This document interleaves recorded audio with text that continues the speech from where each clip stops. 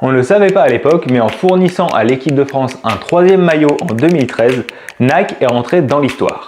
Bienvenue sur l'amour du maillot et dans l'épisode 5 de la série Nike So French. Générique.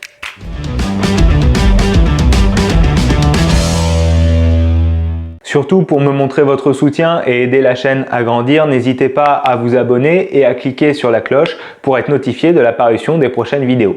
Alors quand ce maillot sort, c'est quelque chose d'assez inattendu et à l'époque le maillot est présenté comme un maillot alternatif, donc il est censé remplacer le maillot blanc de l'équipe de France. Sur le plan sportif, il ne sera porté que 3 fois pour une victoire, un match nul et une défaite. C'est sous ce maillot que Raphaël Varane et Paul Pogba feront leur début avec la France contre la Géorgie. Si vous voulez retrouver un maximum d'informations sur l'histoire des maillots de l'équipe de France, je vous renvoie à ce livre, Un maillot, une légende, de Bruno Colombari et Mathieu Delahaye, un livre que j'ai déjà présenté dans l'épisode 1 de cette série, mais qui est vraiment très intéressant pour découvrir un maximum d'anecdotes sur les maillots de l'équipe de France. Sur le plan technique donc, le maillot reprend vraiment ce qui a été fait lors de l'Euro 2012. Donc techniquement, le maillot est à peu près le même que le maillot blanc.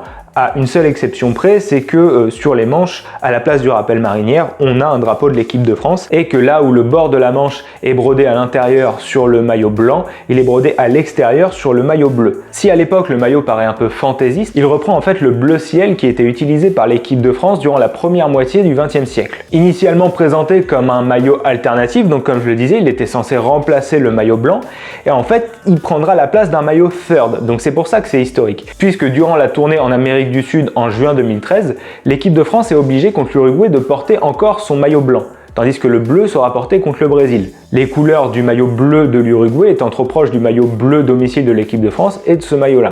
Donc les maillots blanc et bleu ciel sont portés simultanément. Même si c'était qu'un maillot third, il reste relativement marquant et les fans du maillot de l'équipe de France n'ont pas oublié ce maillot, en bien comme en mal, ça c'est selon les goûts. Mais à une époque où les 3e maillots sont de plus en plus fantaisistes et allient des couleurs fluo ou des designs parfois ubuesques, là on a un maillot qui reste dans la veine de l'équipe de France, qui reprend un peu le bleu ciel historique donc, et qui était surtout accompagné de nouveaux produits dessinés par Nike, notamment pour la gamme streetwear ou training, des produits aux accents un peu vintage, qui ont fait plaisir aux passionnés de l'équipe de France. Pour ce qui est de mon avis, quand ce maillot est sorti, j'ai vraiment flashé dessus pour après m'en détacher au fil du temps.